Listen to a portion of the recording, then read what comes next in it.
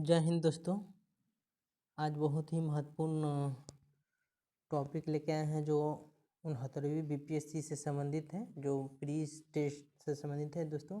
क्योंकि GS.95 जो है टेस्ट स्टार्ट कर चुका है और ये वीकली टेस्ट है दोस्तों। यानी कि सप्ताह में हर रविवार को वार जो है कि हम लेके आएंगे आपको 100 नंबर का, जो है कि आपका बीपीएससी हो, CGL हो या BSSC संबंधित जो है। अभी हाल फिलहाल में बीपीएससी द्वारा एक फॉर्म जो डाला गया था, जो अप्रैल में एग्ज़ाम होने वाली है असिस्टेंट वाला, तो उससे संबंधित जो क्वेश्चन होंगे दोस्तों, तो ये टेस्ट के माध्यम से होगा। जैसे अभी यहाँ पे 69वीं बीपीएससी का जो टेस्ट चलाया जा रहा है प्री GS.95 द्वारा, इसमें जो है कि ये संजीव सर लिए थे इस टेस्ट को, और उन्हीं के द्वारा जो सेट किया गया था। बहुत ही महत्वपूर्ण क्वेश्चन है दोस्तों जो सेट किया गया है इनके द्वारा। और ये कहीं ना कहीं बीपीएससी जो अभी 68वीं ली है उसी की पैटर्न के आधार पर ही सेट किया गया है। तो आप देखेंगे तो आपको अनुभव होगा दोस्तों कि सेम वैसा ही क्वेश्चन है। तो चलिए दोस्तों चलते हैं हम लोग क्वेश्चन की ओर कि क्वेश्चन क्या है, क्या पूछा था, बस उस क्वेश्चन की ओर हम लोग चलते हैं। ठीक दोस्तों टोटल जो है कि इसमें आपका 1 घंटा का ये सेट था, जिसमें 100 क्वेश्चन थे, पूरा बीपीएससी लेवल का था। ये आपका रीजनिंग टाइप का डाला गया है, जो बीपीएससी में भी डाला गया था। तो दोस्तों यहाँ पे अगर देखते हैं हम कि ये रीजनिंग बनेगा कैसे, तो देखिए यहाँ पे आप ऐसा कीजिए कि जो ये 2 है और ये 1 है, ये 2 में से 1 घटाने के बाद जो है 1 बचता है, और 1 को हम 22 में जोड़ेंगे तो 23 आ जाएगा। तो हमारा ये आंसर ये हो जा रहा है। उसी टाइप से अगर ये 5 है, 5 में से 2 घटाएंगे तो 2 घटाएंगे तो 3 आएगा, और 3 40 में जोड़ेंगे तो 43 आ जाएगा। तो यहाँ 43 हो गया। इसी तरह से यहाँ है, और ऑप्शन से हम लेकर चलेंगे, तो ऑप्शन से लेकर चलेंगे दोस्तों। तो ये 1 है, और 1 में से जब 2 घटाएंगे तो -1 बचेगा, और -1 किस में 21 में जोड़ेंगे, मैंने ये करेंगे जोड़ेंगे, तो -21 में -1 जोड़ेंगे तो ये आपका 20 आ जाएगा। तो ये आपका आंसर 2 नंबर सही हो गया दोस्तों। तो इस तरह से आप इसको समझ सकते हैं। दूसरा क्वेश्चन देखें दोस्तों, तो दूसरा क्वेश्चन यहाँ पे है आपका, जो है कि इसमें देखा जाए तो ये दोगुना करके आपका ये एक जोड़ते जा रहा है। यानी कि देखा जाए कि दोगुना करा, 2 दूना 4, ए में 0 जोड़ा गया है, यानी कि 0 जोड़ा गया है। फिर इसमें 4 दूना 8 में 1 जोड़ा गया है। फिर 9 दूना 18 में 2 जोड़ा गया है।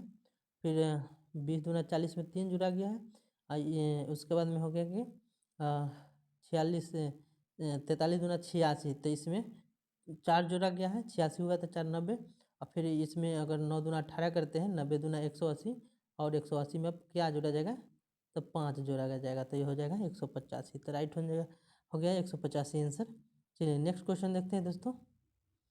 नेक्स्ट क्वेश्चन आपका है, ये रीजनिंग से संबंधित क्वेश्चन है, और ये इसको देखें तो इसमें क्या किया गया है कि ये पहले वाला जो क्वेश्चन है, इसमें इसमें क्या किया गया है कि 2 जोड़ दिया गया है और इधर लिख दिया गया है। तो 12 में 2 जोड़ा तो 14 इधर हो गया। फिर इधर इसको देखते हैं तो 5 है, 5 में जो 2 जोड़ के इधर लिख दिया गया तो 7 हो गया। फिर उसके बाद में ये हो गया आपका 14, 14 में 2 जोड़ा गया तो 16 हो गया। फिर उसके बाद में इसमें भी जो 2 जोड़ेंगे तो 7 दूनी 9 हो जाएगा। फिर इसमें मेरे जैसे मेरे टी है, टी कितना पर होता है, 20 पर होता है, तो 2 जोड़ेंगे तो 22 हो गया। और ये एच 8 पर होता है, तो 2 जोड़ेंगे तो 10 पर हो गया। तो यानी कि आपका उल्टा चल रहा है, यानी कि इसको इधर 2 जोड़ जोड़ के लिख रहा है। तो इसी टाइप से ये अगर हम जोड़ते हैं तो इसमें लिखेंगे तो समझिए कि हम इधर से जोड़ेंगे, इधर से 2 जोड़ेंगे तो 21 हो जाएगा, यानी कि यू हो जाएगा। और उसके बाद में अगर यू हो गया, फिर उसके बाद में देखें तो दोस्तों आर, आर में 2 जोड़ेंगे तो बी हो, माने टी हो जाएगा। टी में हो गया। फिर इसमें 2 जोड़ेंगे तो क्या होगा, ये सी हो जाएगा। और उसके बाद में फिर इसमें जोड़ेंगे 2 तो आपका भी हो जाएगा। और इसमें 2 जोड़ेंगे तो आपका ये 19 दो 21 हो जाएगा। तो ये हो गया। तो ये आंसर इसमें है, नहीं है तो इसका आंसर ई हो जाएगा। तो इसका आंसर इनमें से कोई नहीं होगा दोस्तों। ठीक है, ई हो गया। चलिए अब आगे देखते हैं दोस्तों इसमें क्वेश्चन।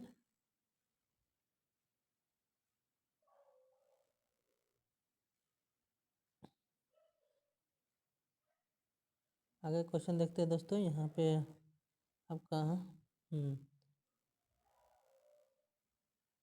कह रहा है कि एक व्यक्ति की ओर इशारा करते हुए एक लड़की कहती है, वह मेरी माता के पिता का संतान है। वह मेरी माता के पिता का संतान है, यानी कि माता के पिता का मतलब हो गया ये नाना, और नाना का संतान है। तो वह व्यक्ति उस लड़की से कौन से संबंध रखता है? तो वो व्यक्ति जो है ना, अगर कहा जाए कि माता है, माता के पिता जो हो गए माने कि नाना हो गए, और नाना जो है, नाना के अगर कोई संतान है तो मामा भी हो सकती है, माने हो सकते हैं, और माँ थी मौसी भी हो सकती है। तो ये दोनों अपन आपका हो सकता है। ये में संतान पूछा है, अगर पुरुष वगैरह दिया रहता तो आपका मामा हो जाता, और महिला दिया रहता तो मौसी हो जाता, और एकलौता की बात करता तो माता हो जाता। तो ये था दोस्तों। चलिए आगे चलते हैं। आगे क्वेश्चन है दोस्तों कि दो संख्याओं का गुणोत्तर माध्य 6 है, और उनका समांतर माध्य 6.5 है, तो संख्या ज्ञात करें। तो दोस्तों ये बहुत ही इंपॉर्टेंट क्वेश्चन है। गुणोत्तर माध्य निकालने के लिए कुछ नहीं करना पड़ता है, केवल रूट लगाया जाता है और a गुने b किया जाता है। ये दो संख्या हो गया a गुने b। अब बराबर जो है कि गुणोत्तर माध्य आपका कितना 6 होता था, 6 लिख दीजिए। ठीक है, 6 लिख दिए। अब ये जाएगा उधर, तो a गुने b बराबर क्या हो जाएगा, ये रूट है तो स्क्वायर, या दोनों तरफ से स्क्वायर कर देंगे तो वही 6 के स्क्वायर 36 हो जाएगा। यानी कि a गुने b का मान होगा 36। इसका मतलब है एक 9 होगा और एक 4 होगा। ठीक है, तो 9 और 4 होगा, तो इसका मतलब हम ऑप्शन से उठाते हैं तो यही आंसर हो रहा है बी नंबर। क्योंकि अगर हम दोनों को जोड़ के माध्य निकालना चाहेंगे तो 9 और 4 कितना होगा, 13 होगा, और 13 के आधा करेंगे तो 6.5 होगा। तो ये हमारा फुलफिल कर रहा था, इसका आंसर बी हो जाएगा दोस्तों। तो इस तरह से बना सकते हैं। नेक्स्ट क्वेश्चन देखते हैं दोस्तों। हाँ, ये देखिए बहुत ही महत्वपूर्ण क्वेश्चन है। ये आपका देखा जाए तो आयत का क्षेत्रफल दे दिया है। तो आयत का क्षेत्रफल क्या होता है, तो लंबाई गुने चौड़ाई होता है। लंबाई गुने चौड़ाई बराबर कितना 36 हो गया। और ये परिमाप कितना होता है, तो एल प्लस बी 2 × L+B होता है। और इसको हम लिख सकते हैं L+B को 26, और इसको काटेंगे तो ये हो जाएगा 13 हो जाएगा। और ये देखिए गुना करने पर आना चाहिए कितना, एक तरह से देखा जाए 9 आना चाहिए, 36 आना चाहिए, और जोड़कर 13 आना चाहिए। तो 9 चौका 36, यानी कि 9 गुने 4 करेंगे तो एल बी का मान निकल जाएगा। एल हो जाएगा 9 और 4 हो जाएगा बी, 9 चौका 36 हो गया। और एल का अगर 9 रखते हैं और बी के 4 रखते हैं तो 9 4 13, यानी कि हमें ये भी आंसर फुल सही है। तो इस तरह से बना सकते हैं। चलिए आगे क्वेश्चन देखते हैं दोस्तों। आगे क्वेश्चन देखिए तो इसमें जो क्वेश्चन दिया गया है कि ए और बी एक कार्य को क्रमशः 18 दिन और 24 दिन में पूरा कर सकते हैं। तो दोनों मिलकर उस कार्य को कितने दिनों में पूरा करेंगे? तो दोस्तों पहले एलसीएम निकाल लीजिए। 18 लिख दीजिए, उसके बाद में कितना होगा 24 हो गया। इसका एलसीएम कितना हो जाएगा 72 हो जाएगा। तो इसका स्पीड निकाल दीजिए। तो 18 चौका 72 हो गया, 24 या 72 हो गया। जोड़ेंगे ये दोनों, इसका कार्य हुआ तो 7 से भाग दे देंगे। 7 से भाग दे देंगे तो कितना हो जाएगा 7 दहिया 70, यानी कि 10.2/7 हो जाएगा। यानी कि 10.2/7 आ जाएगा, जो इसमें आंसर नहीं था, और इसका आंसर ई हो जाएगा। चलिए दोस्तों, तो ई हो गया आंसर। उसके बाद देखें तो ये जो क्वेश्चन है दोस्तों, इसमें बोल रहा है कि कौन सा कथन जो है ना असत्य है। तो असत्य देखा जाए तो प्रत्येक प्राकृतिक संख्या पूर्ण संख्या होती है, ये सही है, पूर्ण संख्या होती है। और कहा है प्रत्येक प्राकृतिक संख्या परिमेय संख्या होती है, ये भी सही है, यानी कि पूर्ण संख्या भी सही है और प्राकृतिक संख्या भी सही है। उसके बाद में कह रहा है कि प्रत्येक प्राकृतिक संख्या जो है ना एक पूर्णांक संख्या होती है, तो ये भी सही है, यानी कि जो है सभी सही है। लेकिन इसमें पूछा गया असत कौन है, तो असत कोई नहीं है, तो इसलिए आपका बीपीएससी के अनुसार आंसर ई लिया गया है। देखिए दोस्तों कितना कि महत्वपूर्ण क्वेश्चन को सेट किया गया है, किस तरह से किया गया है, जो कहीं ना कहीं लग रहा होगा कि आपको भी कि तो ये मैथ से संबंधित क्वेश्चन जो थे दोस्तों 8 क्वेश्चन थे, जो एक तरह से बीपीएससी जो लिया था उस पैटर्न पर था। अब हम लोग करेंट की ओर चलते हैं, बहुत ही महत्वपूर्ण क्वेश्चन है करेंट से। तो चलिए करेंट के देखते हैं। तो मार्च 2022 में किस देश के पूर्व राष्ट्रपति रफीक तरार का 92 वर्ष की उम्र में निधन हो गया? तो ये पाकिस्तान के थे। सिंपल है दोस्तों। आगे चलें तो आगे है क्वेश्चन की बाल श्रम उन्मूलन सप्ताह किस महीने में 2022 में मनाया गया था। ये जून को मनाया गया, तो ये जून सही है। चलिए आगे देखते हैं दोस्तों। आगे क्वेश्चन देखते हैं तो यहाँ पे है, देखिए दोस्तों ये क्वेश्चन है कि किस देश ने महत्वपूर्ण नेविगेशन सैटेलाइट ग्लोनास के लॉन्च किया है। तो ये रूस किया है, अभी हाल फिलहाल में किया है। बहुत ही इंपॉर्टेंट है, साइंस टेक्स्ट से क्वेश्चन संबंधित है दोस्तों, तो याद रखिएगा ये रूस किया है। रूस इज राइट आंसर है। नेक्स्ट क्वेश्चन देखते हैं तो सुभाष चंद्र बोस आपदा प्रबंधन पुरस्कार 2023 में संस्थागत श्रेणी का पुरस्कार किसे मिला है। तो ये दो संस्था को मिला है दोस्तों। एक तो हो गया आपका उड़ीसा राज्य आपदा प्रबंधन को दिया गया है, और दूसरा जो है लुंगलेई फायर स्वदेश जो है आपका मणिपुर स्टेशन मणिपुर के हैं। लुंगदेई फायर स्टेशन मणिपुर को दिया गया है। चलिए नेक्स्ट क्वेश्चन देखते हैं दोस्तों कि क्वेश्चन है कि प्रधानमंत्री आवास योजना ग्रामीण को पूरा करने में बिहार का देश में कौन सा स्थान है। तो देखिए बिहार का देश में जो है तीसरा स्थान है, माने बिहार जो है तीसरा स्थान पर है, पहले स्थान पर उत्तर प्रदेश है। याद रखिएगा पहले स्थान पर है उत्तर प्रदेश, एक नंबर पर है प्रधानमंत्री आवास योजना को पूरा करने में ग्रामीण वाला में, तो उत्तर प्रदेश हो गया। नेक्स्ट क्वेश्चन देखते हैं दोस्तों। क्वेश्चन है 74वें गणतंत्र दिवस 2023 के अवसर पर बिहार में किस विभाग की झांकी को प्रथम स्थान मिला है। तो प्रथम स्थान जो मिला है ना दोस्तों, तो ये मिला है पंचायती राज को।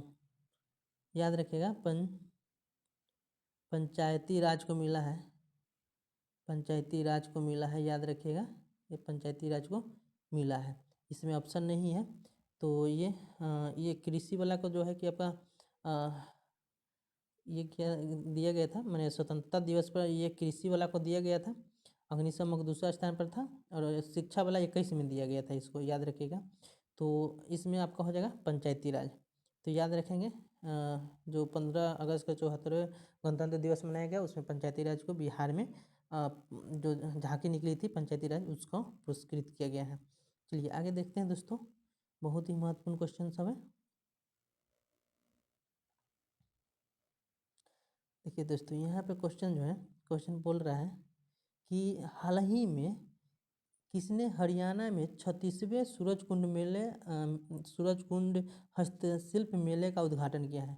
तो ये अभी वर्तमान के उपराष्ट्रपति जो जगदीश धनखड़ हैं उन्होंने किया है। ये इससे पहले झारखंड के राज्यपाल रह चुके थे, मैंने उपराष्ट्रपति से पहले बनने से पहले। उड़ीसा या झारखंड का भी थे ये। और ये अभी राष्ट्रपति जो बनी है द्रौपदी मुर्मू, वो भी आपका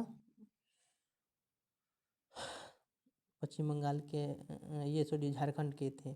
और पश्चिम बंगाल के धनखड़े जो थे, सॉरी पश्चिम बंगाल के जो धनखड़े राज्यपाल थे, और मुख्यमंत्री जो राज्यपाल ये द्रौपदी मुर्मू ये आपका झारखंड की थी।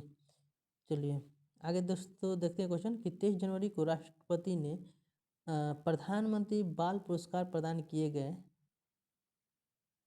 इससे संबंधित सही कथनों पर विचार कीजिए। यानी जो राष्ट्रपति जो प्रधानमंत्री पुरस्कार जो दिए हैं उससे संबंधित बताना है कौन सा कथन सही है। तो देखिए इस वर्ष 11 बच्चों को जो है ना पुरस्कार प्रदान किया गया है, प्रधानमंत्री पुरस्कार, ठीक है ये भी सही है। उसके बाद यह पुरस्कार जो है ना 5 से 18 वर्ष के आयु वाले बच्चों को दिया जाता है, ये भी सही है दोस्तों। इसके बाद तीसरा ऑप्शन है, इसमें जो तीसरा ऑप्शन दिया है इसमें कह रहा है कि इसमें प्रत्येक की एक मेडल के साथ 5 लाख रुपया दिए गए हैं। तो 5 लाख नहीं 1 लाख रुपया दिया गया है। याद रखिएगा 1 लाख रुपया दिया गया है प्रत्येक को एक मेडल के साथ। चलिए तो इसका आंसर जो होगा दोस्तों 1 और 2 दोनों सही है, ये भी सही है ये भी सही है, लेकिन ये गलत नहीं, ये गलत है आपका 3 नंबर गलत है, केवल 5 की जगह पर 1 आ जाएगा तो सही हो जाएगा ये। ठीक है तो 1 और 2 सही है, इससे वो 5 की जगह पर 1 आ जाएगा तो वो भी सही हो जाएगा। चलिए आगे क्वेश्चन है दोस्तों कि 12 अगस्त 2022 को जारी रिपोर्ट के अनुसार क्रिप्टो करेंसी रखने के मामले में कौन शीर्ष पर रहा है? तो दोस्तों ये क्रिप्टो करेंसी रखने के मामले में आपका यूक्रेन नंबर 1 पर रहा है। याद रखिएगा यूक्रेन, इसमें ऑप्शन नहीं है, यूक्रेन याद रखेंगे कि नंबर 1 पर रहा है, क्योंकि वहाँ पे युद्ध चल रहा है और वो क्षति न हो जाए मुद्रा का, इसलिए उसको क्रिप्टो करेंसी में चेंज कर लिया है वो। तो ये आपका ई ऑप्शन हो जाएगा, क्योंकि यूक्रेन हो गया इसका आंसर। चलिए आगे चलते हैं दोस्तों, बहुत ही महत्वपूर्ण क्वेश्चन सब है जो आपको लग रहा होगा कि हाँ इम्पोर्टेंट है, और आप इसके लिए जो है आने वाले जो 69वीं के जो भी साथी तैयारी कर रहे हैं, वो अगर उनको लगता है कि हाँ इसी टाइप का क्वेश्चन उन्हें मिले, तो जो चैनल है इसको सब्सक्राइब कर लीजिए, क्योंकि इस हर सप्ताह में हम जो टेस्ट होगा उसका हम वीडियो ये यूट्यूब पर लेके आएंगे। क्वेश्चन है दोस्तों, देखेंगे 18 नंबर क्वेश्चन है, दिसंबर 2022 में किस देश के डाकघर ने भारत के आज़ादी की 75वीं वर्षगांठ के उपलक्ष्य में विशेष डाक टिकट जारी किया है? तो कौन सा देश है जो भारत के जो आज़ादी का जो अथी मनाया गया है, आज़ादी का जो 75वें वर्षगांठ मनाया गया है, उसी के उपलक्ष्य में ये है टिकट जारी किया है, डाक टिकट। तो ये हुआ आपका सर्बिया। सर्बिया वही है जो आपका फर्स्ट वर्ल्ड वार से संबंधित हम लोग देखते हैं कि यहीं पे राजकुमार का हत्या कर दिया जाता है, ऑस्ट्रिया के राजकुमार का सर्बिया में। तो ये ऐसे संबंधित हैं दोस्तों। और यहीं के एक नोवाक जोकोविच जो है अभी अमेरिकन ओपन भी जीते हैं, और ऑस्ट्रेलियन ओपन भी इनके द्वारा जीता गया है। चलिए दोस्तों, उसके बाद बात करते हैं 19 नंबर क्वेश्चन। तो ये है बिहार सरकार के मिशन 5.0 का संबंध किससे है? तो ये वृक्षारोपण से दोस्तों। इसमें है कि 5 लाख जो है ना, सॉरी 5 करोड़ जो है ना वृक्ष लगाना है, बिहार सरकार का एक लक्ष्य रखा गया मिशन 5.0 में। चलिए आगे देखते हैं दोस्तों। आगे क्वेश्चन है कि 20 नंबर क्वेश्चन है, बिहार सरकार की घोषणा के अनुसार किस योजना के तहत अब बिहार में आम, अमरूद, पपीता व केला की खेती करने वाले किसानों को अनुदान दिया जाएगा? तो कौन से योजना के तहत दिया जाएगा दोस्तों? तो ये हो जाएगा मुख्यमंत्री संघन बागानी मिशन। मुख्यमंत्री संघन बागानी मिशन के तहत जो है ना किसानों को अनुदान दिया जाएगा, जो आम, अमरूद, पपीता, केला की खेती करेंगे। चलिए दोस्तों आगे है, आगे हम लोग चलते हैं 21 नंबर क्वेश्चन में। बहुत ही महत्वपूर्ण क्वेश्चन है ये। ये क्वेश्चन है कि जुलाई 2022 में 32वां नाटो शिखर सम्मेलन कहाँ आयोजित किया गया है? तो ये स्पेन में होगा। स्पेन में होगा दोस्तों, बहुत ही इम्पोर्टेंट है। और इसके बाद जो है कि एक और होने वाला है नाटो शिखर सम्मेलन, जो आपका लिथुआनिया में होगा। लिथुआनिया के विलियम शहर है, वहाँ पे होगा। तो याद रखेंगे जो 23 में होने वाला है, 23 का आपका लिथुआनिया में होगा। लिथुआनिया में होगा 2023 में। चलिए आगे चलते हैं दोस्तों। ये क्वेश्चन महत्वपूर्ण है। देखिए, विश्व के सबसे लंबे रिवर क्रूज MV गंगा विलास के संबंध में कौन सा कथन सही है? तो दोस्तों ये देखना है कौन सा कथन सही है।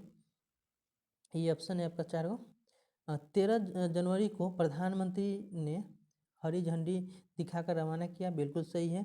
यह क्रूज मिसाइल 51 दिनों के लगभग 3200 किलोमीटर की यात्रा करेगा, ये भी सही है। और उसके बाद में है लास्ट, इसका तीसरा नंबर क्वेश्चन है दोस्तों कि पहली बार यात्रा के लिए इस क्रूज में अमेरिका के 32 पर्यटक सवार हैं, तो बिल्कुल सही है। तो ये सभी सही है दोस्तों, एक से अधिक हो जाएगा इसका आंसर, याद रखिएगा, क्योंकि इसमें सही पूछ रहा है, तो एक से अधिक आंसर हो जाएगा इसका। नेक्स्ट क्वेश्चन है दोस्तों, नेक्स्ट क्वेश्चन है कि 108वीं भारतीय विज्ञान कांग्रेस का मुख्य विषय क्या था? तो 108वीं जो भारतीय विज्ञान कांग्रेस हुआ है, उसका मुख्य विषय जो है दोस्तों, महिला सशक्तिकरण के साथ सतत विकास के लिए विज्ञान और प्रौद्योगिकी। तो इसका आंसर राइट यही है दोस्तों, C नंबर, महिला सशक्तिकरण के साथ सतत विकास के लिए विज्ञान और प्रौद्योगिकी। तो ये महत्वपूर्ण क्वेश्चन था दोस्तों, 23 नंबर हो गया। अब हम लोग आगे बढ़ते हैं। आगे क्वेश्चन है दोस्तों कि वर्तमान में बिहार का शिशु मृत्यु दर घटकर कितना हो गया? देखिए दोस्तों, आप पढ़े होंगे तो ये आपका 29 पढ़े होंगे, ये 28 या 29 था इसके पहले, जो घटकर अभी 27 हो गया है। ठीक है, तो 27 बहुत ही इम्पोर्टेंट है, याद रखिएगा कि आपका 27 हो गया है घटकर। बिहार के लिंगा अति शिशु मृत्यु दर जो घटकर 27 हो गया है। चलिए आगे चलते हैं दोस्तों। आगे है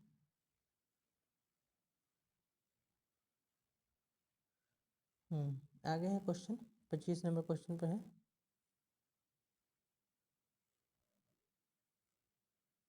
25 नंबर क्वेश्चन है दोस्तों कि हाल ही में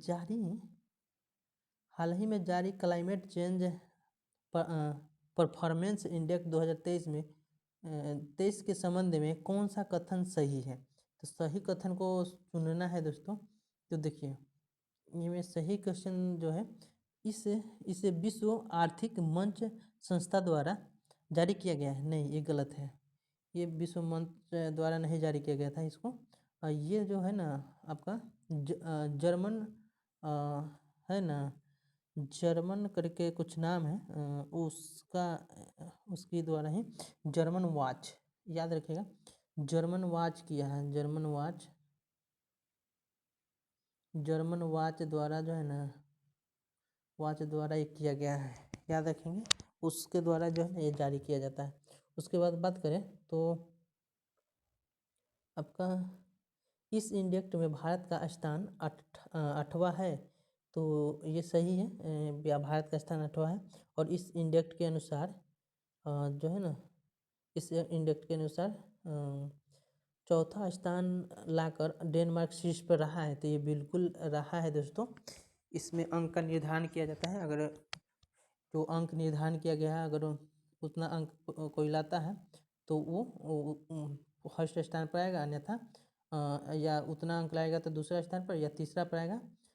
लेकिन इसमें उतना अंक नहीं लाया गया। मान के चलिए कि अगर 4, 5 या 3 जो भी अंक लाना था उतना अंक नहीं लाया डेनमार्क, लेकिन फिर भी सभी देशों से ज़्यादा अंक लाया। इसके आधार पर ये चौथा नंबर को फुलफिल किया। तो इसलिए ये चौथा नंबर पर था, पूरा विश्व में शीर्ष पर था।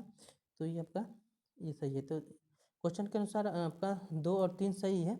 अगर उसमें जो है आर्थिक मंच नहीं रहता, यानी कि जर्मन वॉच होता, तो वो सही आंसर हो जाता। तो आपका 1 और 2 सही आंसर है, बी नंबर सही है। आगे चलते हैं दोस्तों। देखिए यहाँ पे बिहार वन स्थिति रिपोर्ट 2021 के अनुसार सही कथनों का चयन कीजिए। तो सही कथन का जो चयन करना है दोस्तों, यहाँ पे देखिए क्वेश्चन था क्षेत्रफल के आधार पर कम वातावरण में शेखपुरा का स्थान दूसरा है। नहीं, ये गलत है, दूसरा नहीं पहला है, यानी कि फर्स्ट स्थान है, याद रखिएगा शेखपुरा का। उसके बाद है कि एक मिनट, हाँ उसके बाद है कि बिहार का वातावरण भौगोलिक क्षेत्र का 10.32% नहीं, वातावरण तो 8 पॉइंट आपका 8.74 है। नहीं, सॉरी ये नहीं है। इसका वातावरण जो है ना 7.84 है, याद रखिएगा वातावरण। और वृक्षावरण जो है ना वो है 2.48, 2 पॉइंट है, 2 पॉइंट एक तरह से देखें 2.48 आपका होगा वृक्षावरण। और जो वातावरण बोले हैं जो 7.84 हो गया। तो टोटल मिलाएंगे तो आपका हो जाएगा ये है 10.32%। तो वातावरण केवल दिया है, तो वातावरण केवल 7.84 होगा और वृक्षावरण 2.48 होगा। तो ये भी गलत है, यानी कि।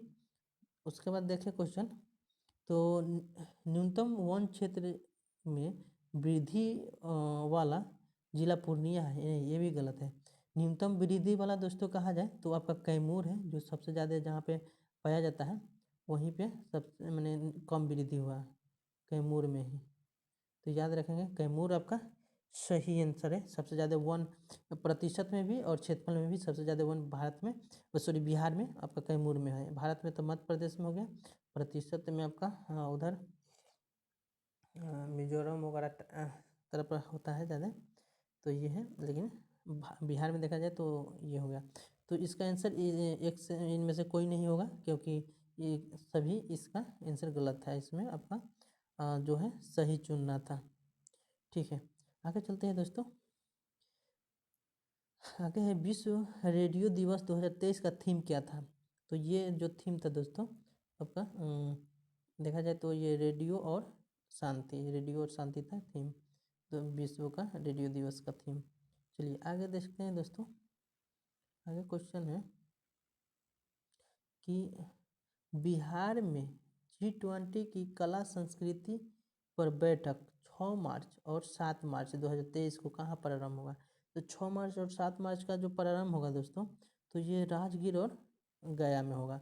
तो 6 मार्च को होगा गया में और 7 मार्च को राजगीर में। याद रखिएगा, बहुत ही महत्वपूर्ण है, क्योंकि पिछला बार पूछ दिया गया था जो गंगा जल परियोजना है कहाँ उद्घाटन किया गया था। राजगीर में पहले किया गया था, 27 जनवरी को राजगीर में किया गया था लगभग। और ये 28 को जो किया गया था आपका गया में, बोध गया में किया गया था, जिसका आंसर बोध गया हुआ है।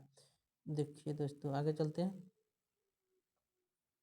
आगे क्वेश्चन ये है कि बिहार सोशलिस्ट पार्टी के प्रथम अध्यक्ष कौन थे। बिहार सोशलिस्ट बिहार कांग्रेस होगा दोस्तों। बिहार कांग्रेस सोशलिस्ट पार्टी होगा, माने कि देखा जाए तो ये कांग्रेस होगा। ठीक है, कांग्रेस याद रखेंगे। बिहार कांग्रेस सोशलिस्ट पार्टी के जो प्रथम अध्यक्ष थे आपका ये नरेंद्र देव थे, और इसका सचिव जो थे सचिव जयप्रकाश नारायण थे। याद रखिएगा, सचिव जयप्रकाश नारायण थे। और ये बिहार में जो है ना 29 में जो छात्र संगठन के अध्यक्ष थे आपका राजेंद्र प्रसाद थे। चलिए, तो ये आंसर था। आगे क्वेश्चन चलते हैं दोस्तों। आगे क्वेश्चन है आपका ये है क्वेश्चन। आगे क्वेश्चन ये है कि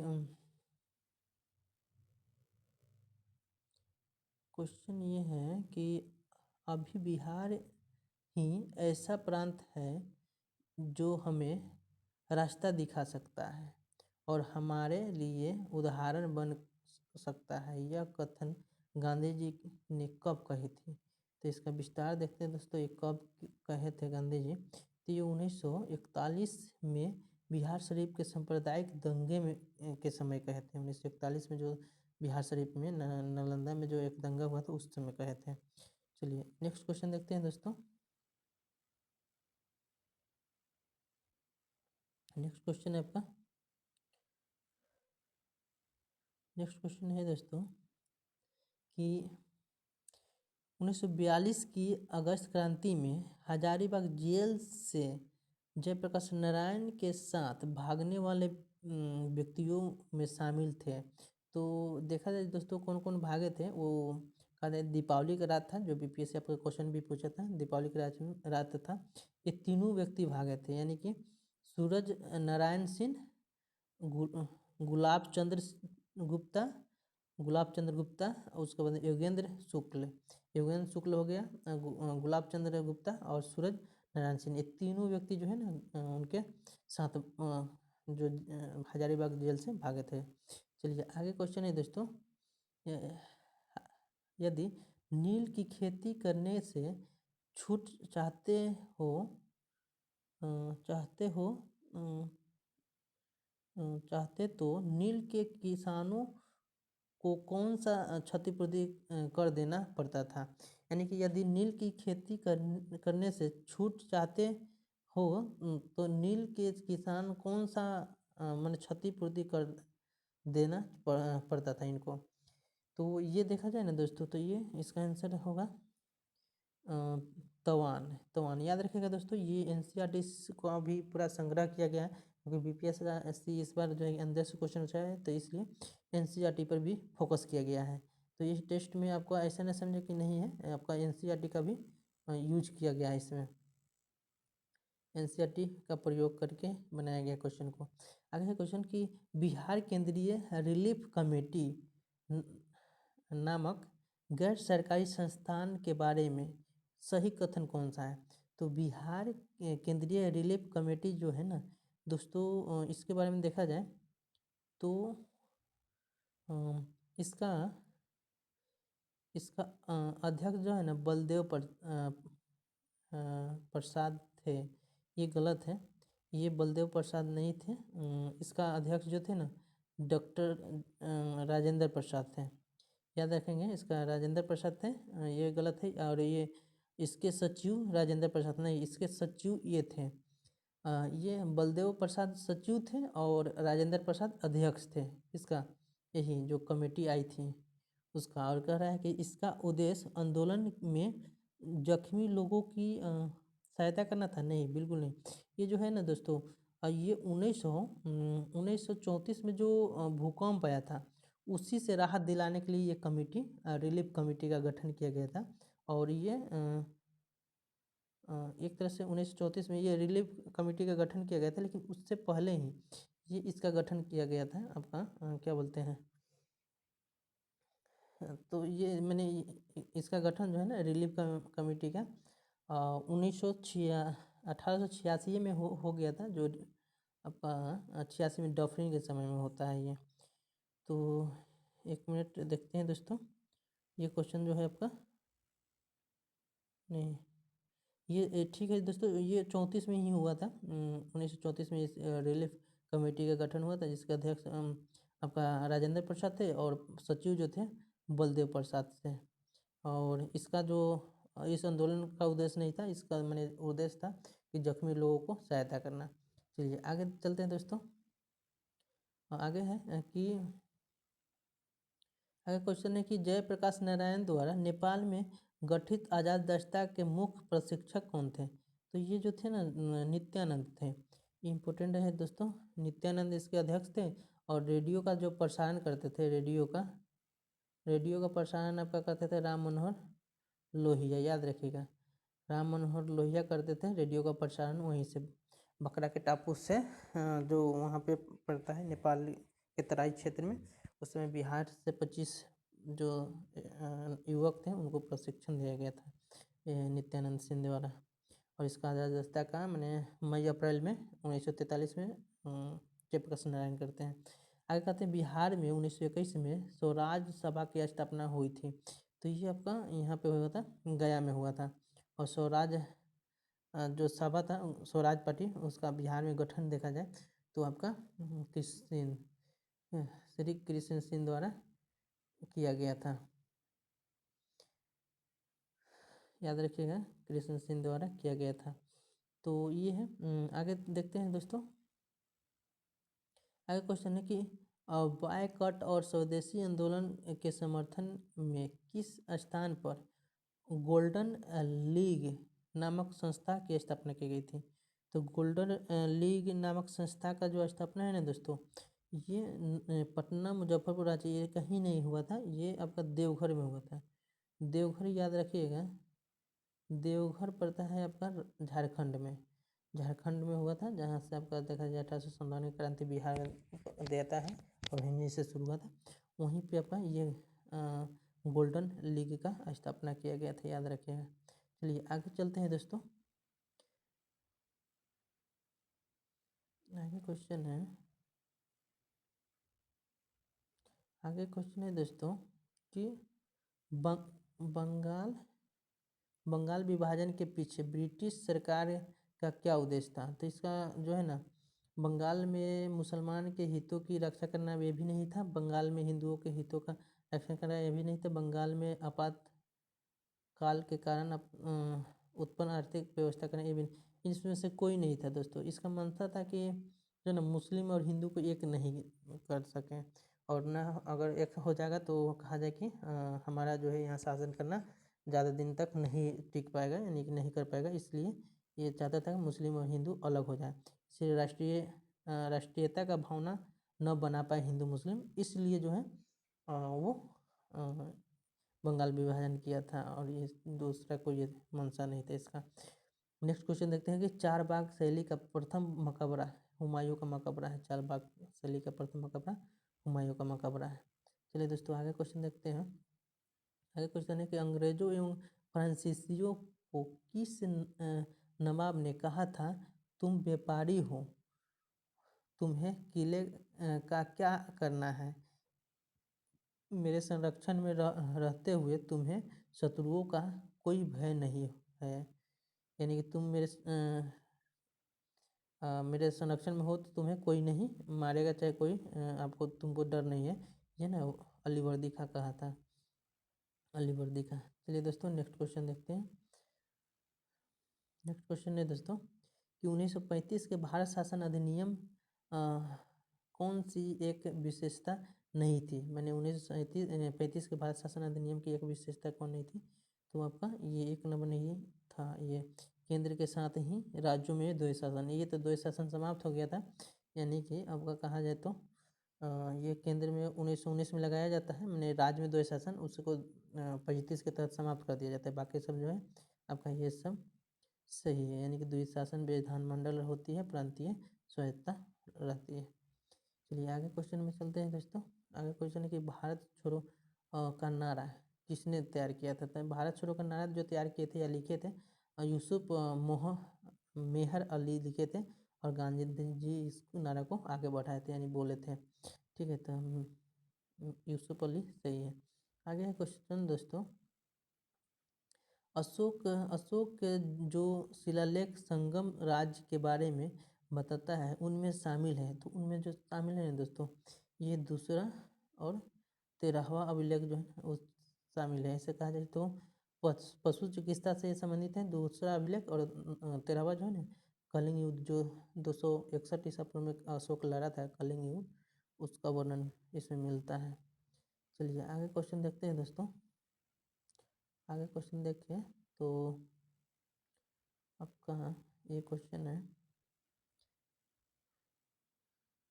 दोस्तों, इंग्लैंड में 1858 के अधिनियम के बाद प्रथम भारत के राज सचिव कौन बनते थे। देखिए जो पद बना था राज सचिव का ये 1858 में ही बना था, तो उस समय प्रथम कौन बने थे राज सचिव, तो ये बने थे लॉर्ड स्टैनली बने थे, लॉर्ड स्टैनली याद रखिएगा राज सचिव प्रथम बने थे।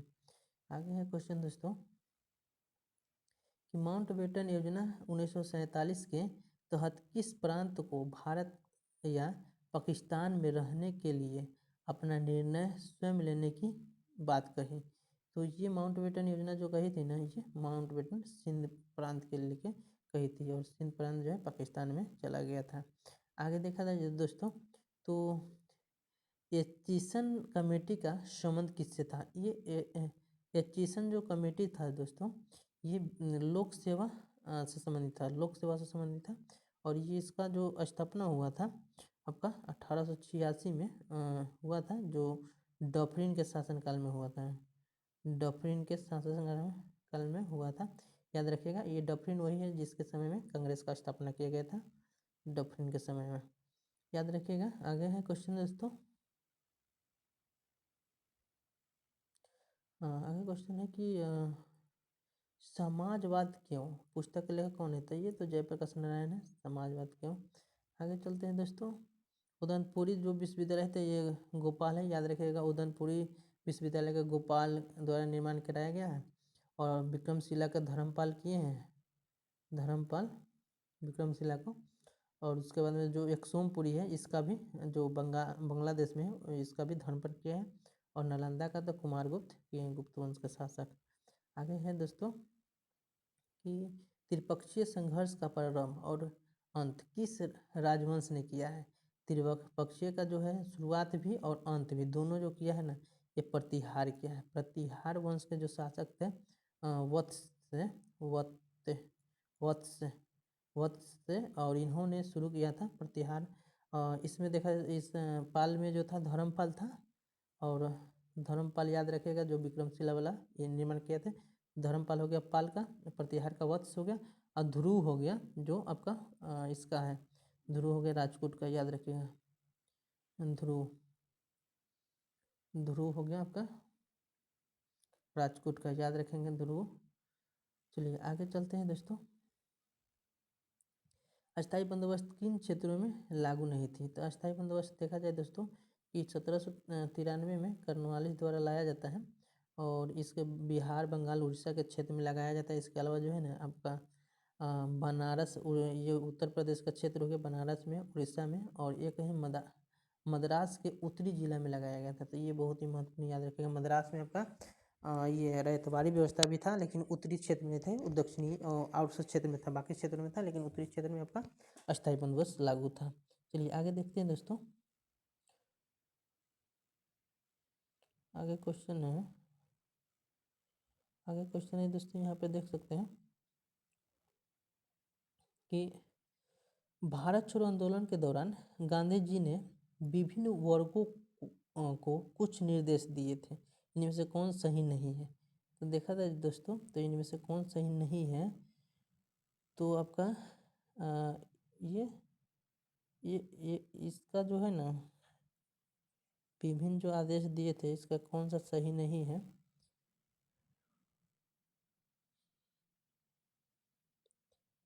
तो आपका हो जाएगा कि भारत छोड़ो आंदोलन में गांधी जी, तो इसका आंसर है कि सरकारी सेवकों को त्यागपत्र देने से मना किए थे। ये है ना, सरकारी सेवकों को त्यागपत्र देने से मना किए थे, ये गलत है। त्यागपत्र देने से मना किए थे, हाँ ये सही है कि मना किए थे। इसमें पूछा क्या रहा है कि कौन सही नहीं है, तो ये त्यागपत्र देने से मना किए थे, ये सही है। इसके अलावा जो है ना, छात्रों को शिक्षण संस्थाओं में जाने से मना किए थे, हाँ ये भी सही है, मैंने मना किए थे शिक्षण संस्थानों में जाने से। उसके बाद क्या है कि कृषक को सरकारी समर्थित जमींदारों को कर देने से मना किए थे, यानी कि ये जो है ना, इसका आंसर आपका ये हो जाएगा, यानी कि इसमें जो है एक तरह से देखा जाए भारत छोड़ो आंदोलन में तो ये इसका सही है, लेकिन बाकी सब जो है ना, ये दो जो है ये गलत है। तो इसलिए इसमें जो क्वेश्चन पूछा गया है कि कौन सही नहीं है, तो इसमें तो किसान को सरकार समर्थित जमींदारों को कर देने से मना किया था, ये भी सही है, ये भी सही है, और ये भी सही है, दोनों सही है। तो इसमें पूछा गया कि कौन गलत, मैंने कौन सही नहीं है, ये दोनों सही है। और छात्रों को शिक्षा संस्थानों में जाने से मना किया गया था, माना तो आपका अगस्त प्रस्ताव के समय भी किया, सॉरी ये असहयोग आंदोलन के समय भी किया गया था, तो उस समय भी किया गया होगा, इसीलिए जो है ना, ये सभी सही है, सही नहीं है पूछा गया था, इसलिए आंसर इसका ए लिया गया है। अच्छा चलिए दोस्तों आगे देखते हैं। आगे है कि निम्न में से कौन सी बीमारी वंशानुगत है? वंशानुगत जो है ना, ये सभी है दोस्तों, हीमोफीलिया भी है, और फिनाइल कोटोनूरिया है, फिनाइल कोटोनूरिया भी है, और दात्र कोशिका रक्त भी है। इसके अलावा जो है कि आपका वर्धनता भी है, ये सब इसके अंतर्गत आता है, जो आनुवंशिक बीमारी होता है। आगे है दोस्तों, ये क्वेश्चन है कि श्वेत श्वेत वर्ण स्त्री एक काले पुरुष से विवाह करती है और उनके 4 बच्चे हैं, तो 2 लड़के और 2 लड़कियां किस समानुपात में बच्चे का काले होंगे, यानी किस अनुपात में बच्चे काले होंगे? तो इसका जो प्रतिशत है ना दोस्तों, 0 है, यानी कि वो कोई भी अनुपात में हो सकता है, या कोई लड़का काला काला लड़का ही हो सकता है, या वाइट वाइट लड़का हो सकता है, इसमें कोई इसका प्रतिशत नहीं है, तो शून्य बोल सकते हैं इसको, तो इसलिए इसका आंसर इनमें से कोई नहीं। आगे देखिए दोस्तों, तो नीचे दी गई सूची से निम्नलिखित में से कौन सी सब्जियां या फल पूर्ण रूप से अन्य देश से लाए गए हैं? तो पूर्ण रूप से अन्य देश से लाया गया है दोस्तों, तो इसमें देखा जाए तो भिंडी जो है ना, अन्य देश से लाया गया है। इसके अलावा टमाटर भी अन्य देश से लाया गया है, और एक जो है भिंडी और ये पत्ता गोभी है क्या, ये देखा जाए तो पत्ता गोभी, ये तीनों जो है अन्य देश से लाया गया है। आपका हो गया भिंडी, हो गया पत्ता गोभी, हो गया, और एक जो है टमाटर हो गया, ये अन्य देश से लाया गया, बाकी सब स्वदेशी है। आगे देखिए दोस्तों, तो ये क्वेश्चन है आपका कि आहार नाली में अंगों द्वारा स्रावित कौन सा रस वसा के पाचन में महत्वपूर्ण भूमिका निभाता है? तो ये हो जाएगा आपका दोस्तों पित्त रस, अग्नाशय रस, दोनों हो जाएगा, पित्त और अग्नाशय रस हो जाएगा। ये बहुत ही महत्वपूर्ण है दोस्तों, आप बहुत ही मेहनत से क्वेश्चन को तैयार किया गया है, जो संजीव सर द्वारा तैयार किया गया है। आगे देखिए क्वेश्चन, निम्न में से कौन सा अंग जो है अंग एक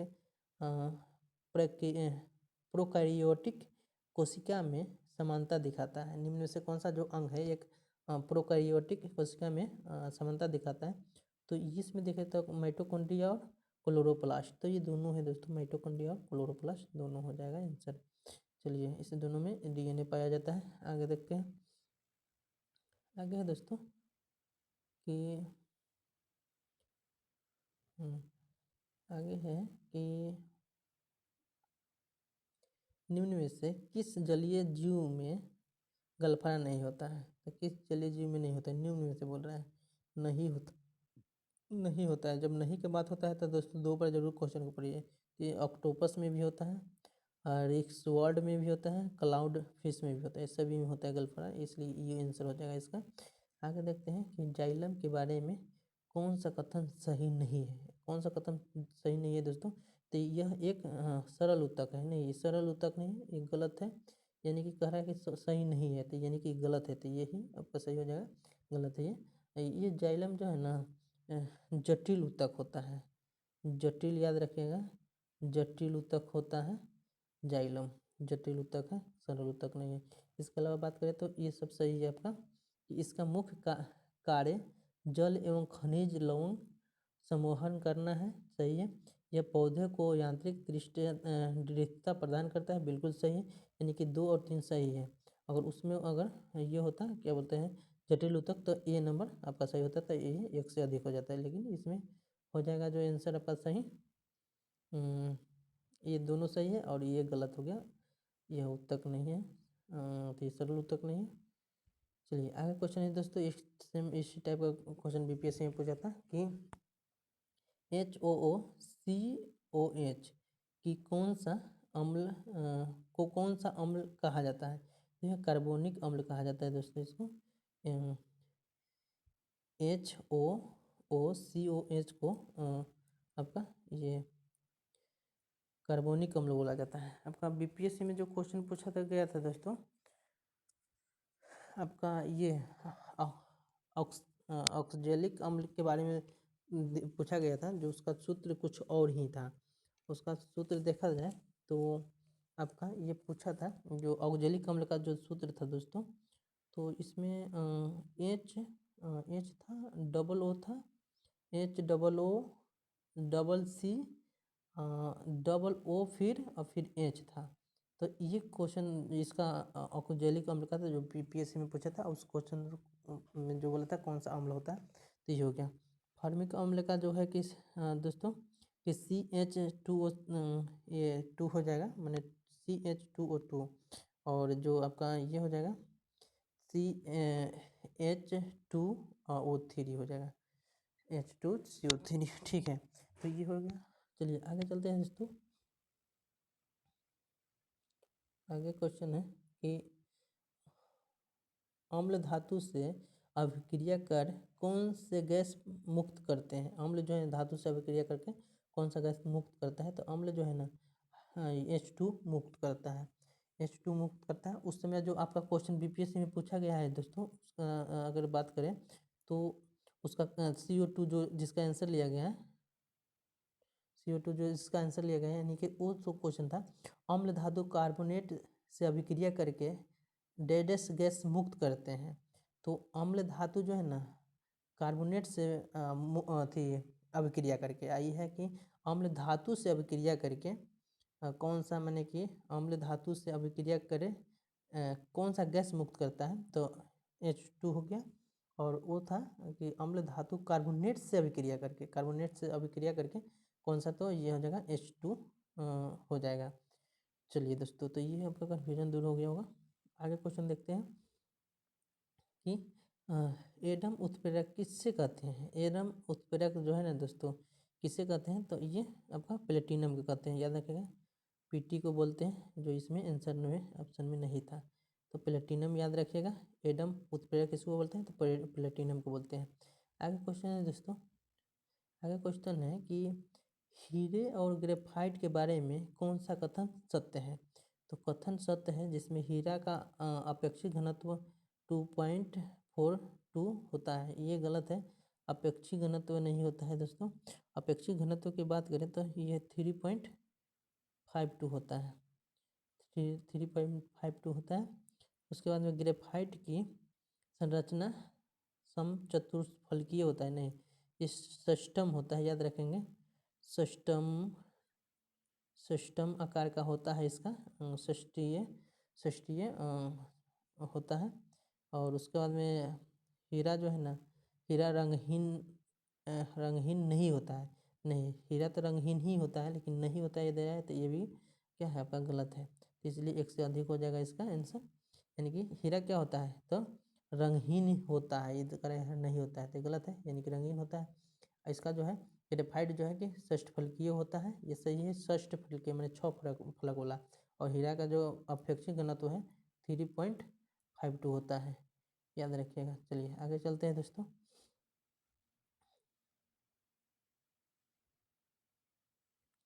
आगे क्वेश्चन है आपका, क्वेश्चन है ये,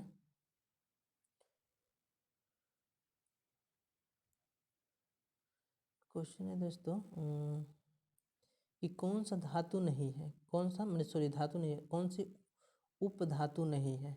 तो उपधातु यूरेनियम नहीं है, बाकी तो है एंटीमनी सिलिकॉन आपका धातु है। यूरेनियम जो है 92 पर इसका परमाणु क्रमांक होता है, याद रखिएगा। और इसका विद्युत उत्पादन में यूज किया जाता है, यूरेनियम और प्लूटोनियम का, ये थोरियम का, सॉरी यूरेनियम और थोरियम। और इसको प्रथम वर्ल्ड वार में भी, सेकेंड वर्ल्ड वार में जो है ना 1945 में गिराया गया था, याद रखिएगा। 9 अगस्त को लगभग इसको गिराया गया था, इसका प्रयोग किया गया था मैंने बम में। चलिए आगे क्वेश्चन देखते हैं दोस्तों। ये क्वेश्चन है कि सीमेंट का संघटक है, तो सीमेंट का जो संघटक है आपका CaO भी है, उसके बाद में Al2O2 माने कि आपका कार्बन ऑक्साइड हो जाएगा, सॉरी ये कैल्शियम ऑक्साइड हो जाएगा, फिर उसके बाद में एल्युमिनियम ऑक्साइड हो गया और Fe2O3 हो जाएगा। तो ये तीनों अब जो है सीमेंट का संगठक है। चलिए आगे देखते हैं दोस्तों। बहुत एक सजातीय श्रेणी के किसी भी सदस्य के अनुभार तथा उसके बगल वाले सदस्य के अनुभार के बीच का जो अंतर होता है कितना होता है। तो ये अनुभार का जब बात कर रहे हैं दोस्तों, तो ये आपका 14 हो जाता है, 14 ये MU हो जाता है। चलिए आगे चलते हैं दोस्तों। आगे क्वेश्चन है कि कुलीज नलिका का प्रयोग क्या उत्पन्न करने के लिए किया जाता है। तो ये एक्सरे उत्पन्न करने के लिए किया जाता है, याद रखिएगा दोस्तों, एक्सरे उत्पन्न करने के लिए किया जाता है। चलिए आगे क्वेश्चन देखते हैं। आगे है कि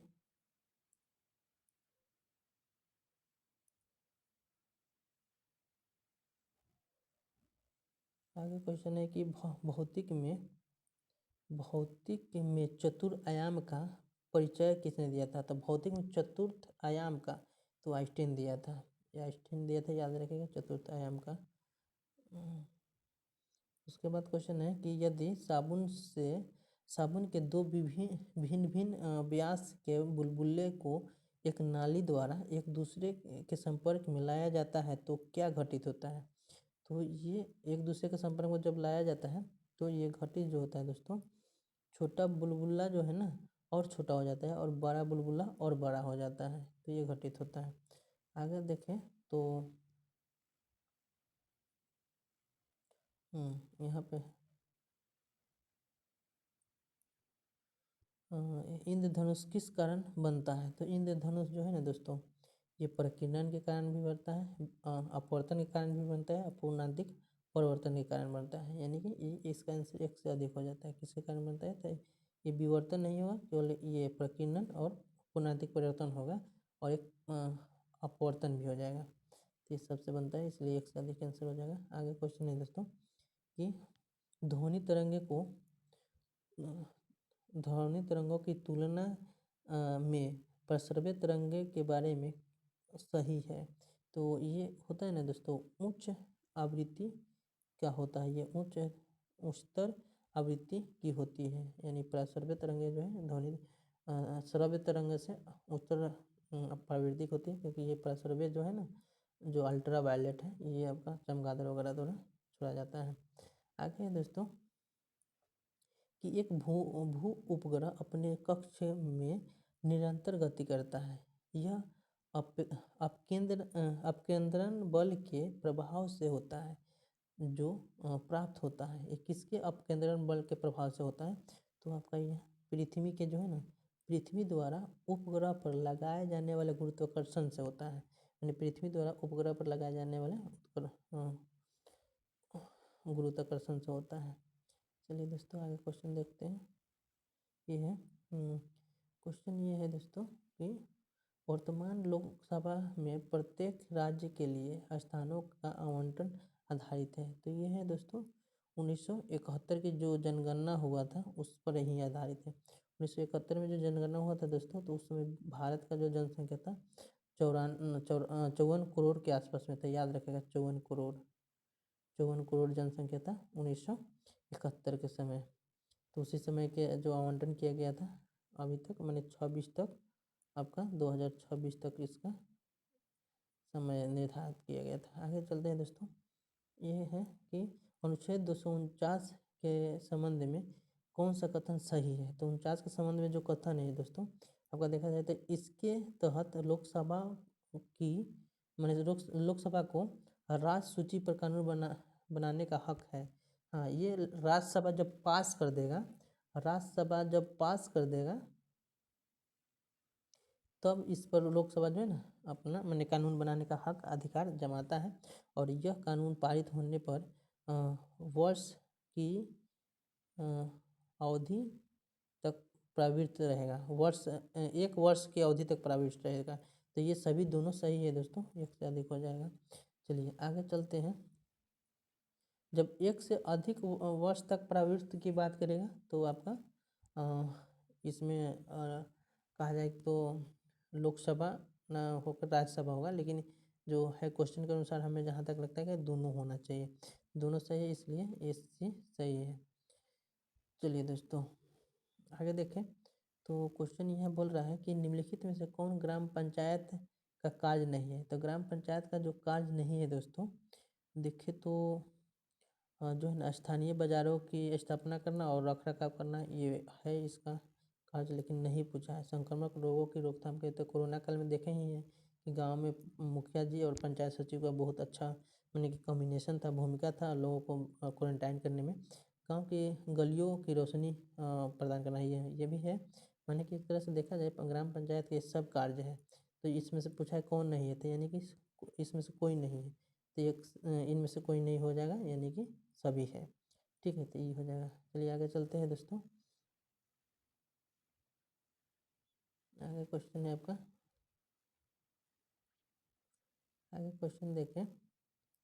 तो निम्नलिखित में से कौन सा अनुच्छेद पंचायतों में सीटों का आरक्षण से संबंधित है? तो सीट के आरक्षण की बात करें दोस्तों, तो आरक्षण जो है ना जब डेवलप करना रहता है तभी आरक्षण देते हैं ना। तो डी से डेवलप याद रखेंगे। देखिए 243 के डी में जो है ना आरक्षण से ये संबंधित है, ये आरक्षण से संबंधित है, यानी डेवलप से है। इसके बाद में ई जो है ना 243 के ई है 5 साल अवधि के लिए है। अवधि याद रखेंगे, और अवधि के लिए है, क्योंकि अवधि 5 साल के लिए होता है ना, तो और ई 5 पर होता है, तो इसलिए 5 साल के लिए याद रखेंगे 243 के 5। और सी से संरचना होता है, यानी कि जो पंचायत है, पंचायती राज है, उसके संरचना के बारे में सी में दिया है। और बी में गठन के बारे में है, और ए में ग्राम सभा है। और जो 243 सीधे बोले तो पंचायत के बारे में वर्णन किया है, पंचायती राज के बारे में। चलिए दोस्तों आगे देखते हैं क्वेश्चन। किसी राज्य में मंत्रिपरिषद में मुख्यमंत्री सहित मुख्यमंत्रियों की कुल संख्या डैश के सदस्यों की कुल संख्या से अधिक नहीं होनी चाहिए, हो सकती है। यानी कि देखा जाए तो ये इसका आंसर जो हो जाएगा दोस्तों, ये आपका बी हो जाएगा। यानी कि विधानसभा के जो सदस्य है उसके 15% से मैंने मुख्यमंत्री सहित ज़्यादा अधिक नहीं होना चाहिए। तो ये है। आगे देखें दोस्तों, तो आगे आपका क्वेश्चन है। तो भारतीय संविधान के अनुच्छेद 14 में लिखा हुआ कानून के समान संरक्षण किस देश के संविधान से लिया गया है, माने कानून के समान संरक्षण जो है ना किस देश के संविधान से लिया गया है, तो ये यूएसए से लिया गया है। और ये समानता का अधिकार बोलता है, इस कानून का समान संरक्षण बोल रहा है, अगर समानता का अधिकार बोलता है तो ये ब्रिटेन से होता है, क्योंकि इस पर बीपीएससी में और 60वीं में पूछा है। समानता का अधिकार जो अनुच्छेद 14 में है वो किस देश से लिया गया है समानता का अधिकार, तो आपका ये होगा ब्रिटेन से। लेकिन इसका जो है समान कानून के संरक्षण के बारे में तो ये अमेरिका का है। चलिए आगे क्वेश्चन है दोस्तों,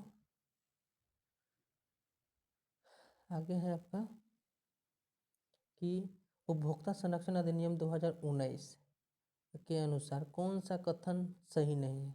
तो उपभोक्ता संरक्षण जो है ना दोस्तों, जो 1900 उपभोक्ता संरक्षण अधिनियम 2019 जो आया हुआ है वो आया था 1986 में लगभग आया था, और उसके बाद इसी में फिर से संशोधन किया गया। और उसके अनुसार देखा जाए तो इसमें जो दिया है कि जिला फोरम 1 करोड़ रुपए तक की मूल्यों के मामले की सुनवाई करेगी। तो जिला फोरम जो है ना 1 करोड़ रुपए, इसमें कौन सही नहीं है ये पूछा जा रहा है। तो ये सही, तो 1 नंबर तो सही है, लेकिन 2 नंबर जो है ना गलत है। इसमें जो कह रहा है कि राज्य आयोग फोरम अधिकतम जो है ना 5 करोड़ रुपए तक मामले की सुनवाई करेगी। तो ये 5 करोड़ नहीं, ये 10 करोड़ तक के मामलों की सुनवाई राज्य आयोग फोरम द्वारा किया जाएगा। और केंद्र सरकार की बात करें तो केंद्र आपका 10 करोड़ से ऊपर, 10 करोड़ से ऊपर का ये सुनवाई करेगी। ठीक है, तो आपका एक तरह से ये देखें तो ये सही है। जिला फोरम 1 करोड़ रुपए तक के मामलों को सुनवाई करेगा, सही है। और राज्य आयोग जो है ना 10 करोड़ से 10 करोड़ माने कि 1 से देखा जाए तो 10 करोड़ तक आपका राज्य आयोग हो गया। इसी अधिनियम में इस कॉमर्स की परिभाषा को जोड़ा गया है। तो ये बिल्कुल है, ई कॉमर्स की परिभाषा को जोड़ा गया है दोस्तों, क्योंकि ये 1986 में आया था ई कॉमर्स जो अधिनियम आया था। आगे देखें तो यहाँ पे जो क्वेश्चन दिया गया है कि बिहार में 2011 के जनगणना के अनुसार संप्रदाय का सही अवरोही क्रम प्रतिशत के रूप में दर्शाना है। तो देखा जाए दोस्तों तो ये 1 नंबर सही है, माने कि लगभग 2.02% जो है ना आपका बौद्ध धर्म है। फिर उसके बाद ईसाई जो है ना 2.12% है, और मुस्लिम हो गया लगभग 16.78% के आसपास है मुस्लिम। और उसमें जैन धर्म की बात करें तो 2% के आसपास जो है ना जैन धर्म है। तो याद रखेंगे तो सबसे कम जैन धर्म हो गया, उसके बाद में बौद्ध धर्म, उसके बाद में ईसाई हो गया और मुस्लिम, उसके बाद में सबसे ज़्यादा बिहार हिंदू हो जाएगा बिहार में। और सबसे ज़्यादा पढ़ा लिखा जैन धर्म है, और सबसे कम में आपका मुस्लिम है, याद रखिएगा सबसे कम में। लिंगानुपात में सबसे अधिक बिहार में जो है आपका ईसाई धर्म है। चलिए दोस्तों आगे चलते हैं हम लोग। आगे है क्वेश्चन कि आगे क्वेश्चन है कि उत्पादन के दृष्टिकोण से बिहार में शीर्ष श्रेणी की दालें कौन सी है। तो मैंने कि सबसे ज़्यादा उत्पादन होता है और अच्छा जो क्वालिटी का जो दाल है कौन सा है। तो ये देखें तो दोस्तों ये मूंग और मसूर, मूंग और मसूरी गांव में बोलते हैं, इस मसूर है। तो ये मूंग और मसूर मेन रूप से बिहार में। आगे देखें दोस्तों तो आगे आपका क्वेश्चन है कि बिहार में किस नदी बांध के लिए पहली बार श्रमदान का प्रयोग हुआ तथा भारत सेवक समाज का गठन किया गया। यानी कि पहली बार जो है ना कि नदी बांध के लिए पहली बार श्रमदान का प्रयोग किया गया और भारत सेवक समाज का गठन भी किया गया। तो ये कोसी बांध के लिए किया गया था दोस्तों। कोसी बांध के लिए लगभग 1959 में किया गया था। 51 में स्टार्ट हुआ था इसका, इस तरह से देखा जाए तो, और 59 में किया गया था। आगे देखें दोस्तों कि बिहार में खनिज उत्पादन के संदर्भ में निम्नलिखित कथनों पर विचार कीजिए। खनिज उत्पादन के संबंध में तो देखा जाए दोस्तों बिहार में खनिज उत्पादन में तो भागलपुर में चीनी मिट्टी के खनिज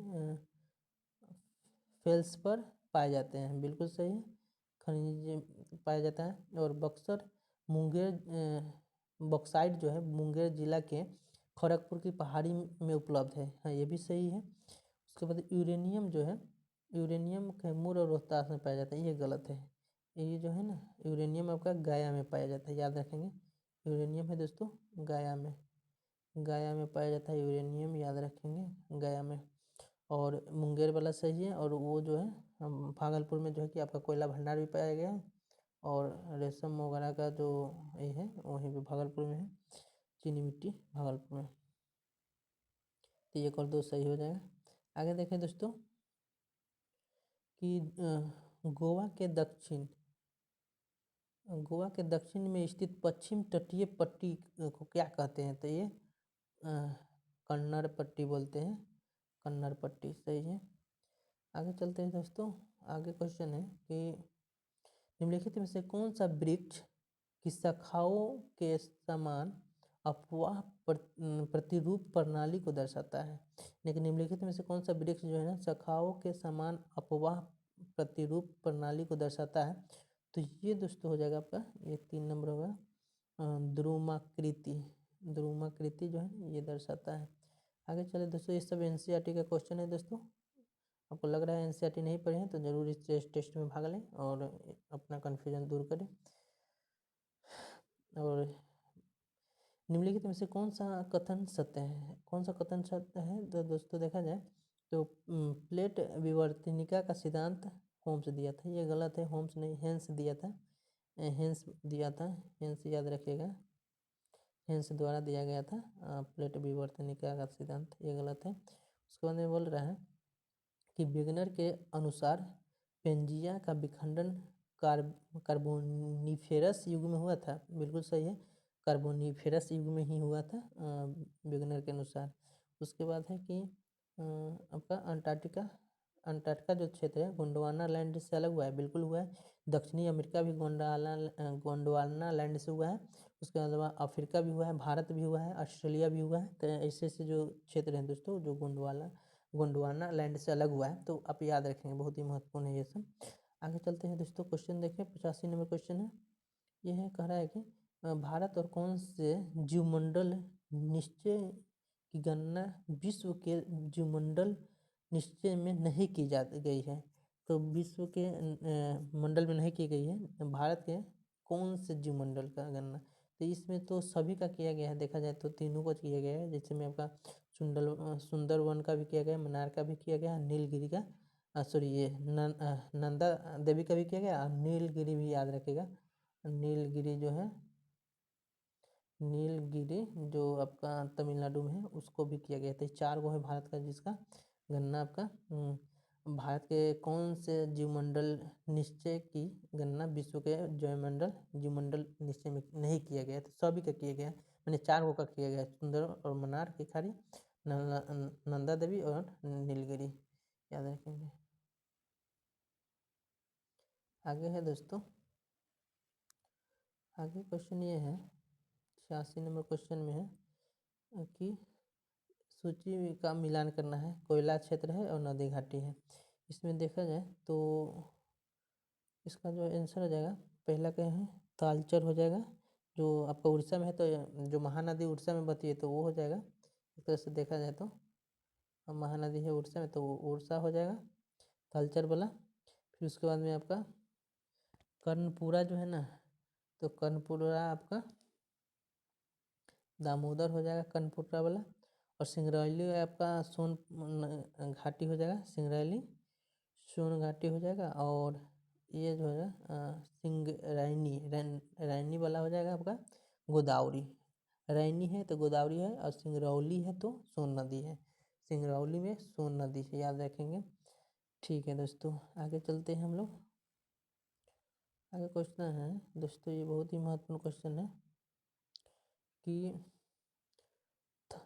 थॉर्नवेट के वर्गीकरण के अनुसार बिहार का अधिकांश क्षेत्र किस प्रकार की जलवायु में पाया जाता है? मैंने बिहार के जो है किस जलवायु में पाया जाता है? तो आपका देखा जाए तो थर्नवेट के वर्गीकरण के अनुसार बिहार के अधिकांश क्षेत्र को जो है ना ये आपका सही है, मैंने CAW में बांटता है। ठीक है, CAW में बांटता है अधिकांश क्षेत्र को, याद रखेंगे, बहुत ही महत्वपूर्ण क्वेश्चन है दोस्तों, जो CAW में बांटता है। आगे बात करें तो CAW में ये तो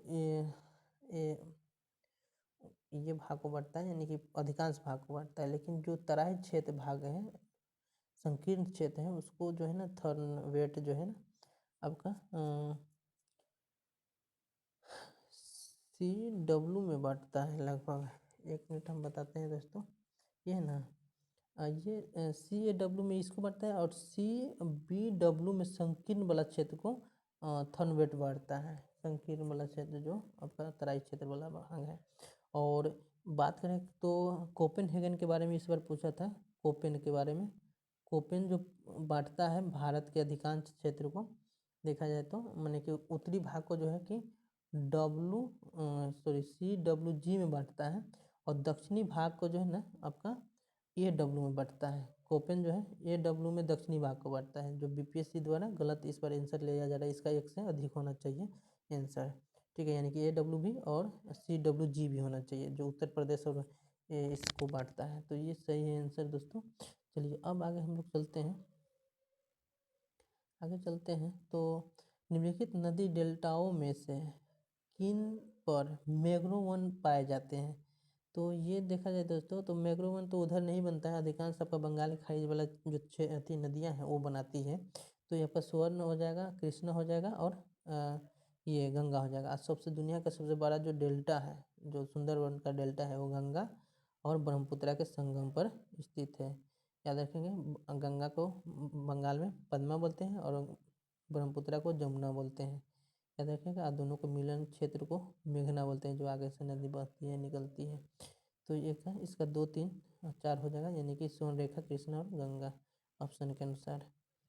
ऐसे में आपका गंगा और ब्रह्मपुत्रा भी होगा। चलिए आगे क्वेश्चन कह रहा है दोस्तों कि सही सुमेलन बताना है।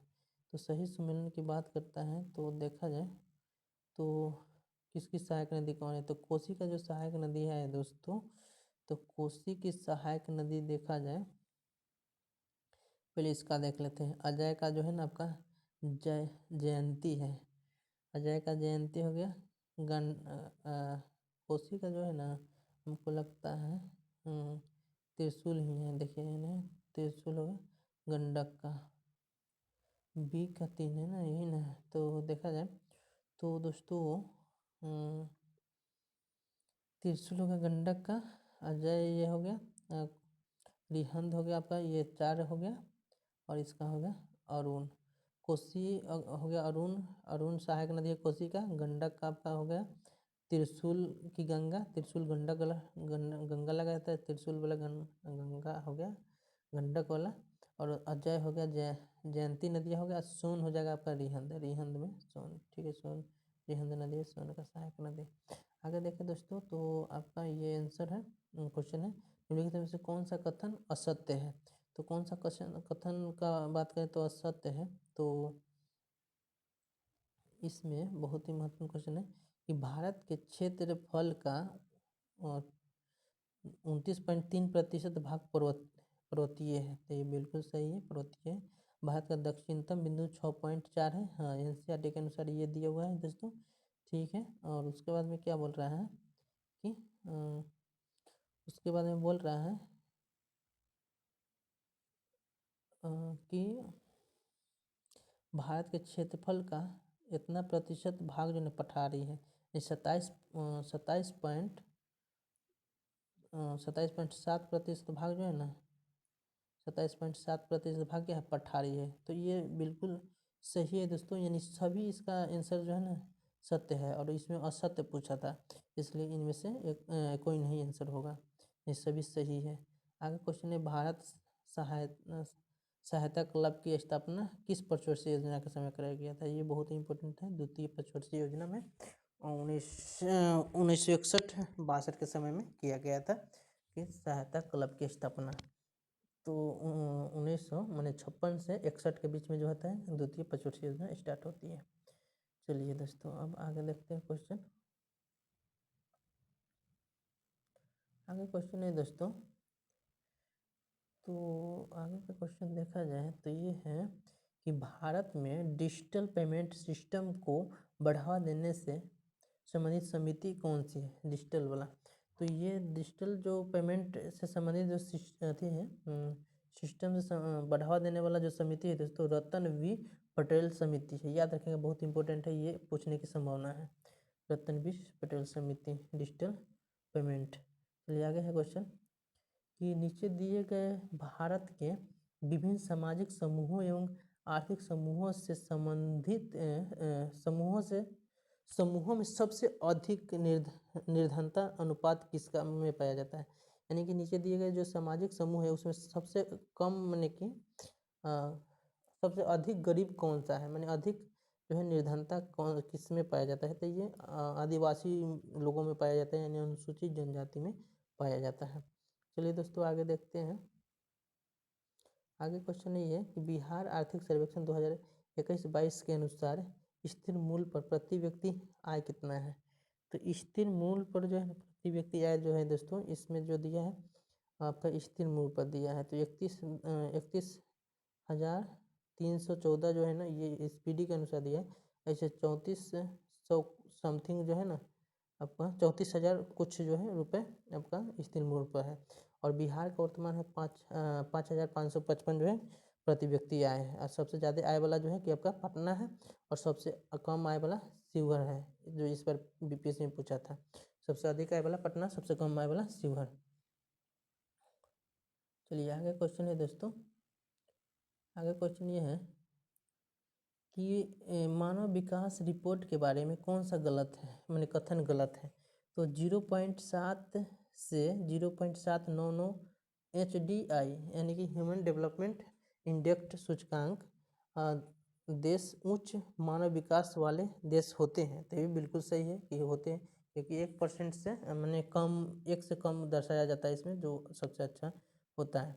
उसके बाद बात करें कि इसके आकलन के 3 आयाम हैं। हाँ ये बिल्कुल सही है, 3 आयाम है जो स्वास्थ्य शिक्षा और स्वास्थ्य और शिक्षा उसके बाद प्रति व्यक्ति आय को दर्शाता है। तो ये है दोस्तों, तो ये दोनों सही है, लेकिन तीसरा जो है ना गलत है। जो मानव विकास सूचकांक 2021-22 है इसमें भारत का स्थान जो है 132वां है। याद रखिएगा, जो 131वां दिया गया है। आगे क्वेश्चन है दोस्तों, क्वेश्चन ये है कि किसी देश के विकास का स्तर किस आधार पर निर्धारित किया जाता है। तो किसी निर्धारण करेगा तो वही प्रति व्यक्ति आय हो गया, और साक्षरता दर और स्वास्थ्य स्थिति देखा जाए इस पर ही आधारित है। आगे देखें तो क्वेश्चन है दोस्तों कि केंद्रीय बजट 2022-23-24 में कुल कितने प्राथमिकताओं पर बल दिया गया है। तो केंद्रीय बजट जो है ना 2022-23 में कुल कितने प्राथमिकताओं पर बल दिया गया है। तो टोटल जो है ना 7 है, 7 प्राथमिकताओं पर बल दिया गया है। और कौन कौन सा है दोस्तों आप लोग कमेंट करेंगे सर्च करके, या कोई जैसे भी हो कमेंट कीजिए।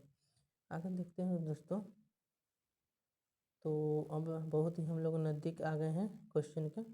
और ये क्वेश्चन है दोस्तों देखें तो ये क्वेश्चन है बिहार आर्थिक सर्वेक्षण 2021-22 के अनुसार राज्य में ऊर्जा खपत प्रति व्यक्ति कितना है।